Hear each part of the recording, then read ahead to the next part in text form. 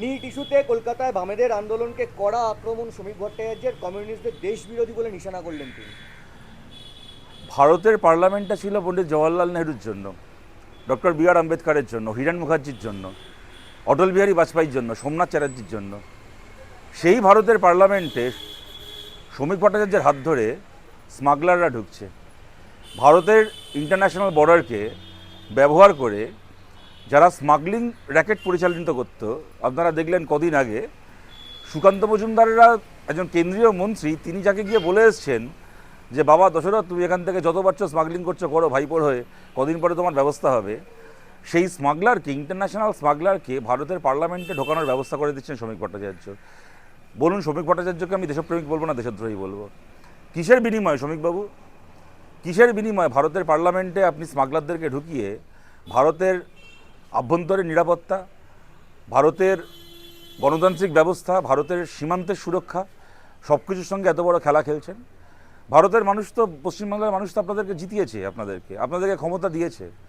তারপরও তৃণমূল কংগ্রেসের হাজার হাজার কোটি টাকা কামানো চোরগুলোকে পার্লামেন্টে যাওয়ার ব্যবস্থা করে দিচ্ছেন কিসের বিনিময়ে? কারণ টাকা পয়সার গল্প নেই তো এর পেছনে।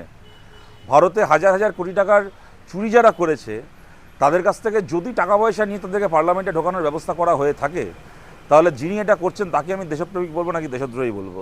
এরও তদন্ত হবে, আজ বাদে কাল কিন্তু এইগুলোর তদন্ত হবে। শ্রমিক ভট্টাচার্য এরই সঙ্গে বলেছেন যে যারা এরা দেশকে টুকরো টুকরো করতে চায়, কিন্তু শ্যামাপ্রসাদের সরকার বাবরের সরকার নয়।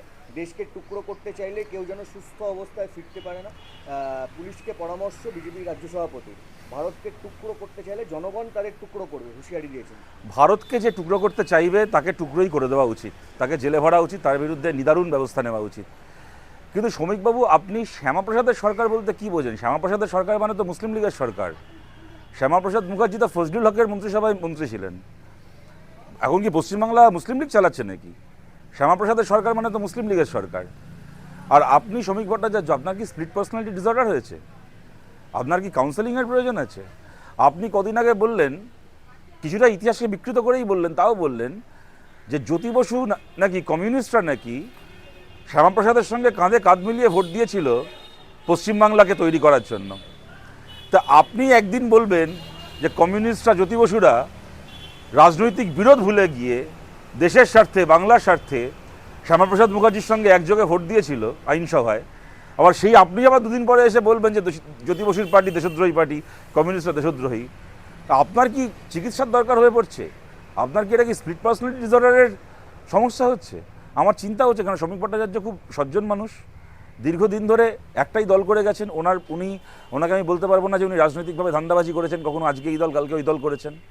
সেই কারণে, এবং উনি অত্যন্ত সুবক্তা, শিক্ষিত মানুষ, ভদ্র মানুষ হিসেবে ওনাকে সবাই পছন্দ করে। কিন্তু ওনার এই মানসিক স্থিতি দেখে এবার আমার একটু ওনার জন্য চিন্তা হচ্ছে। আচ্ছা, অর্জুন সিং আজকে বলেছেন যে সিপিএম আগুন ছড়াতে চাইছে, মাঠে নামলেই ওদের ভাষায় বুঝিয়ে দেওয়া হবে। কনটেক্সটে একবার বলি যে পানিহাটিতে একটা দুর্গোৎসব কমিটির খুঁটি পুজো ছিল, সেখানে গিয়ে তিনি বলেছেন যে সিপিএম ভাবছে ওরা ওদের পুরনো চ্যাপ্টার ভুলে গেছে, সিপিএম আগুন লাগাতে চাইছে, ওরা মাঠে নামলেই আমরা ওদের বুঝিয়ে দেবো, কিভাবে বোঝাবো তা ওরা বুঝতে পারবে, ওদের ভাষায় ওদের বোঝাতে হবে। আমরা আমাদের সিপিএমেরও পুরনো চ্যাপ্টারে ভোলেনি, আর সিপিএম অর্জুন সিংয়ের পুরনো চ্যাপ্টারও ভোলেনি। অর্জুন সিং তৃণমূল কংগ্রেসের ক্রিমিনাল, অর্জুন সিং তৃণমূল কংগ্রেসের মাফিয়া। আমরা কি ভুলে গেছি নাকি? দেখুন, এই অর্জুন এমন একজন অর্জুন যিনি নিজেও জানেন না ইনি পাণ্ডবদের সাইডে আছেন না কৌরবদের সাইডে আছেন। এদেরকে নিয়ে এত কথা বলার কি আছে? ইনি আমাদেরকে মাঠে নামতে বলছেন। আরে আপনি মশাই কখন কার মাঠে ঘাস খান কেউ জানে না। আপনি এই দেখি তৃণমূলের মাঠে ঘাস খাচ্ছেন, তো আবার দেখি বিজেপির মাঠে ঘাস খাচ্ছেন, আবার সেখান থেকে তৃণমূলের মাঠে ঘাস খেতে চলে আসেন, আবার সেখান থেকে বিজেপির মাঠে ঘাস কেটে চলে যান। যারা বিভিন্ন পার্টির মাঠে ঘুরে ঘুরে জাবর কাটে, তারা আবার অন্যকে কি মাঠে নামার কথা বলছে? অর্জুন সিংকে বলছি, দেখুন আপনি তো ছোটোখাটো মন্ত্রী, আপনি তো রাজ্যের মন্ত্রী হয়েছেন কয়েকদিন হলো। দেশের মন্ত্রীরা যুব সমাজের তারায় পালাচ্ছে। ধর্মেন্দ্র প্রধান, পরশুদিন রাত্রির পর্যন্ত অনেক বড় বড় কথা শুনেছিলাম যে ধর্মেন্দ্র প্রধান কিছুতেই ইস্তফা দেবেন, এরা মোদিজির সরকার থেকে কেউ ইস্তফা দেয় না। রাত পোহাতে পরের দিন সকালবেলা ইস্তফা দিয়ে পালাতে হলো। এর আগে বিজেপি RSS বলে দিল যে কোনোভাবে ধর্মেন্দ্র প্রধানকে পদত্যাগ করানো হবে না। ভেবেছিল সামলে নেবে, বাঁচিয়ে নেবে, পারলো না সামলাতে, বাঁচাতে। দেশজোড়া বিক্ষোভের সামনে, ছাত্র বিক্ষোভের সামনে মোদী সরকারের মন্ত্রীকে পদত্যাগ করতে হলো। নামের আগে প্রাক্তন বসে গেল। আপনাদের কথা বলে দিই, ধর্মেন্দ্র তো ঝাঁকি হ্যায়, নরেন্দ্র भी বাকি হ্যায়। ধর্মেন্দ্রের নামের আগে প্রাক্তন বসেছে, নরেন্দ্রের নামের আগেও কয়েক বছর পরে প্রাক্তন প্রধানমন্ত্রী বসে যাবে। এটাই বলছি, বড় বড় দেশের মন্ত্রীরা যেখানে ইস্তফা দিয়ে পালাচ্ছে। রাজ্যের যে ছোটোখাটো মন্ত্রী, দুদিন হলো মন্ত্রী হয়েছে, গাড়ি চড়ো, ঘুরে বেড়াও, ফুর্তি করো, তো বড় বড় বিষয়ে কথা বলতে কে বলেছে? আন্দোলনের নামে প্রধানমন্ত্রীর অমর্যাদা এবং আপত্তিকর ছবি হাতে নিয়ে শ্রীলেখা মিত্র, বিভিন্ন জায়গায় শ্রীলেখা মিত্রর নামে অভিযোগ দায়ের হয়েছে, যেরকম বিধাননগর সাইবার ক্রাইম শাখায় অভিযোগ দায়ের হয়েছে, আনন্দপুর থানাতেও। দেখুন, আমি শ্রীলেখা মিত্রের কথা বলতে পারবো না, শ্রীলেখা মিত্রের কথা উনি বলতে পারবেন, আমার জানা নেই কী ছবি কী বৃত্তান্ত। তবে আমি এইটুকু জানি যে সোশ্যাল মিডিয়া জুড়ে তৃণমূলের আমলেই এটা শুরু হয়েছিল, আমাদের পার্টির মহিলা সমর্থক বা মহিলা কর্মী, মহিলা নেত্রীদেরকে নিয়ে নোংরামি ছবি ব্যবহার করে, এবং বিজেপির আমলে এগুলো 4 গুণ বেড়েছে। গোটা দেশে সোশ্যাল মিডিয়ায় মহিলাদেরকে নিয়ে নোংরামি করাটাকে একটা রাজনৈতিক হাতিয়ার বিজেপির আইটি সেল বানিয়েছে। তৃণমূলের আমলে আমরা দেখেছিলাম যে মমতা বন্দ্যোপাধ্যায়ের বিরুদ্ধে কোনো প্রশ্ন করলে, সমালোচনা করলে তার জেল হয়ে যাচ্ছে, কিন্তু যে সমস্ত তৃণমূল কর্মীরা বামপন্থী নেত্রীদেরকে নিয়ে নোংরামি করছে, তাদের ছবি মর্ফ করে অন্যভাবে নোংরামি করছে, তাদের বিরুদ্ধে কোনো ব্যবস্থা হচ্ছে না। এখন যদি বিজেপির আমলেও একই সিলসিলা চলে, যে মোদির ছবিকে নিয়ে কেউ কিছু করলে বিজেপির যেটাকে আপত্তিকর মনে হবে তার বিরুদ্ধে পুলিশে এফআইআর হবে, তাকে গ্রেপ্তার করা হবে, আর এদিকে বিজেপির লোকেরা যে সিপিএমের কি অন্য কংগ্রেসের হতে পারে, তৃণমূলের হতে পারে, অন্যান্য রাজনৈতিক দলের মহিলা কর্মীদেরকে নিয়ে নোংরামি করবে, তাদেরকে জামাই আদর করা হবে, তাদের বিরুদ্ধে কোনো ব্যবস্থা হবে না। তাহলে বলছি, এই মডেলের রাজ্য মমতা ব্যানার্জিও চালিয়েছিলেন, বিজেপি চাইলে বিজেপিও চালাতে পারে, কিন্তু পুলিশের ভরসায় যে বেশি ওড়ে, পুলিশ চলে গেলে তার কী অবস্থা হয় তৃণমূলকে দেখে এখন সবাই বুঝতে পারছে, কদিন পরে বিজেপিকে দেখেও বুঝতে পারবে। লাস্ট কোয়েশ্চেন আপনার কাছে, আমরা দেখেছিলাম যে এসএফআইয়ের যে মিছিলের ডাক দেওয়া হয়েছিল, সেখানে আরও অনেক ছাত্র সমাজের উপস্থিত ছিল, এবং সেখানে মিডিয়ার ওপর যেভাবে আক্রমণ করা হলো, এখনও পর্যন্ত যতজনকে আটক করা হয়েছে বা গ্রেফতার করা হয়েছে, তাদের মধ্যেও বেশ কয়েকজনের সঙ্গে তৃণমূল কংগ্রেসের যোগ পাওয়া যাচ্ছে। দেখুন, আমার মনে হয় যে আমাদেরকেও সতর্ক থাকতে হবে যে তৃণমূল কংগ্রেসের ক্রিমিনালরা যেন আমাদের কোনো মিছিলে ঢুকে সেই মিছিলটাকে নিজেদের নোংরামি করার জায়গা হিসেবে ব্যবহার করতে না পারে। আবার তার পাশাপাশি এইটাও বলবো, কারণ দেখুন, আমি আপনাকে একটা কথা বলি, আপনাদের চ্যানেলেরও একজন সাংবাদিক, আমাদের অত্যন্ত পরিচিত সুমন, সেও আহত হয়েছে দেখলাম। আপনারা তো এত বছর ধরে এসএফআইয়ের এত কর্মসূচি প্রচার বা কভার করেছেন, সিপিএমের কত কর্মসূচি কভার করেছেন, কোনোদিন কি আপনাদেরকে কখনো এরকম কোনো পরিস্থিতির সামনে কোনোদিন পড়তে হয়েছে? এই যে সুমন, আজকে আমি TV9-এর সাথে কথা বলছি বলে আমার সুমনের নাম করে বলতে সুবিধা হচ্ছে, আজ থেকে কিছু মাস আগে যখন শেখ বেভেরার মেয়ে এসছিলেন কলেজ স্ট্রিটে, এই এসএফআইয়ের কর্মসূচি হচ্ছিল, কলেজ স্ট্রিটের মঞ্চে সে মেয়ে ছিলেন, অর্ক মুখার্জি সেখানে গান গাইছিল, ভালোবাসি জ্যোৎস্নায় কাশবনে ছুটতে, তখন এত সুন্দর দৃশ্য আমরা সবাই দেখেছিলাম যে এসএফআই নেতৃত্বদের সঙ্গে, অর্ক মুখার্জির সঙ্গে ওখানে কভার করতে গেছে এই সুমন, এবং সেখানে দাঁড়িয়ে সুমন সেই গানের সঙ্গে গলা মেলাচ্ছে, এবং মানে এত সুন্দর একটা দৃশ্য, এত সুন্দর একটা মুহূর্ত।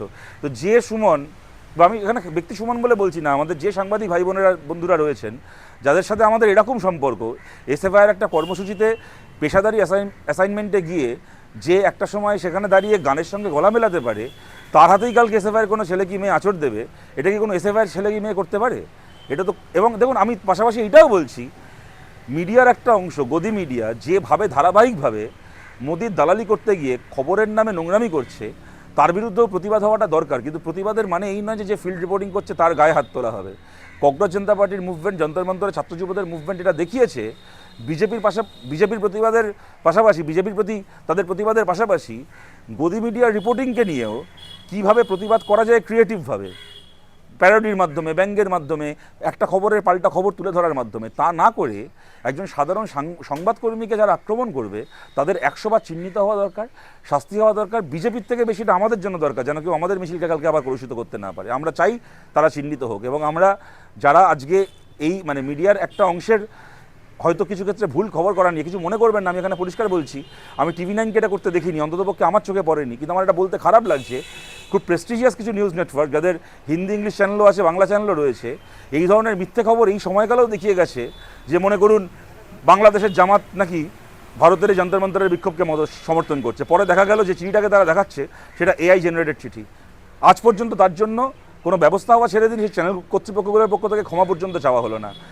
এক সন্ধ্যেবেলা করে প্রাইম টাইম শো হচ্ছে যে নাকি বিদেশ থেকে টাকা আসছে ভারতের ছাত্রদের আন্দোলনকে মদত দেওয়ার জন্য, আর যখন বিদেশ মন্ত্রকের অফিসারকে প্রশ্নটা করা হচ্ছে, তিনি দাঁড়িয়ে বলছেন, অশোক স্তম্ভ দেওয়া বিদেশ মন্ত্রকের প্রেস কনফারেন্সে দাঁড়িয়ে বিদেশ মন্ত্রকের পক্ষ থেকে যিনি অফিসার তিনি বলছেন যে আমাদের কাছে ফরেন ফান্ডিং নিয়ে কোনো তথ্য নেই, কিন্তু দিব্যি কিছু চ্যানেল প্রত্যেক সন্ধ্যে এই নিয়ে বাজার গরম করে যাচ্ছে।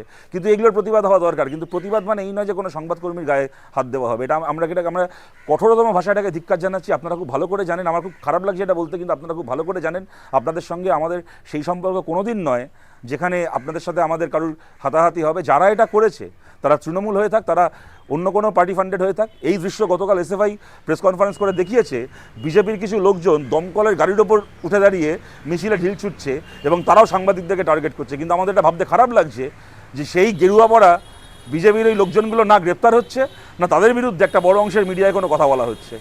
কিন্তু তারা সেদিন প্রথমে মিটিংয়ে সেই মিছিলে এই পরিবেশটা তৈরি করলো। সুতরাং আমরা চাই যে দলেরই হয়ে থাক না কেন, কঠোরভাবে তারা চিহ্নিত হোক, যাতে কোনো রাজনৈতিক দলের কর্মসূচিকে তারা কলুষিত করার সুযোগ না পায়। Thank you.